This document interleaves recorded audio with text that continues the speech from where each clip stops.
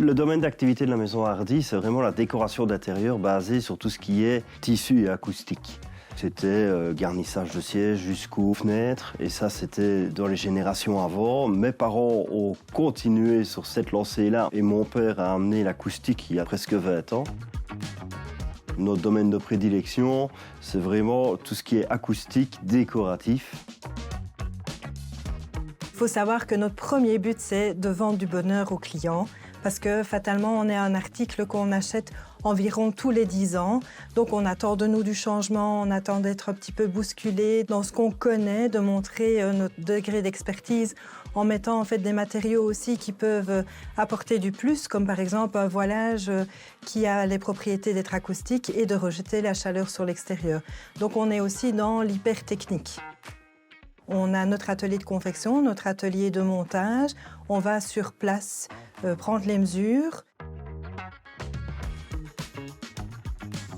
Notre richesse, c'est qu'on peut faire n'importe quel projet avec du sur-mesure.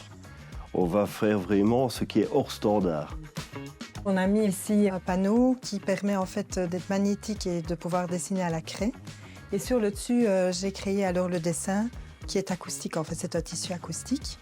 On a fait un renforcement parce qu'il faut savoir en fait qu'il y a 4 mètres hauteur sous plafond et il nous fallait quelque chose qui puisse relier entre guillemets le ciel et la terre. Donc on a mis un arbre qui est acoustique, on le voit par les dalles qui sont sur le dessus, et on a mis des petits sièges pour le colecture.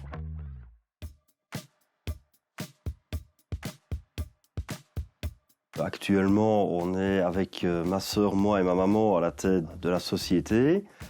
On a 2 couturières qui travaillent temps plein pour tout ce qui est confection, parce que c'est ça aussi un peu notre force, c'est qu'on a encore un atelier de confection chez nous. Et on a aussi des personnes indépendantes qui nous aident autour, et on a 2 placeurs qui travaillent avec moi.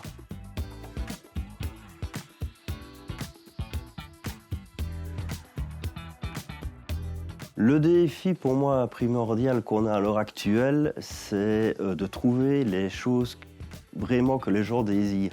Maintenant, les gens cherchent vraiment des choses pointues. On ne dira pas non à quelque chose, on va regarder si c'est faisable. Notre force, c'est ça. Donc en fait, grâce à l'expérience de mes parents, on se met à nous 4, quand on a vraiment des projets très pointus, on prend le temps qu'il faut pour le faire. On ne dit pas aux gens, vous aurez le devis dans 2 jours. Du fait qu'on travaille en famille, fatalement, les informations passent très bien et on a toujours des très beaux concepts.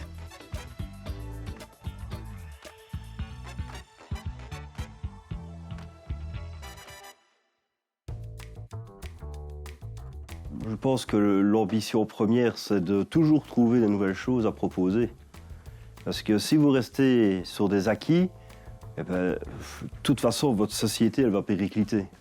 Parce qu'il y aura toujours un concurrent qui va faire votre produit. Donc le but, c'est de toujours essayer d'innover, de trouver de nouvelles solutions, de nouvelles applications. Nous, on a, par exemple, ici, essayé de chercher de nouveaux plis pour comment les tentures se tiennent. On n'a pas attendu que ça, je veux dire, c'est que ça tombe tout cuit. On a vu que ça arrivait, on s'est intéressé, on a été à l'information, on a regardé, et maintenant on ne vend plus que ça. Et ce pli-là, à moderniser, les jeunes adorent ça. Et on est étonnés. On est vraiment étonnés. Et vous voyez, donc en soi, c'est ça qu'on cherche.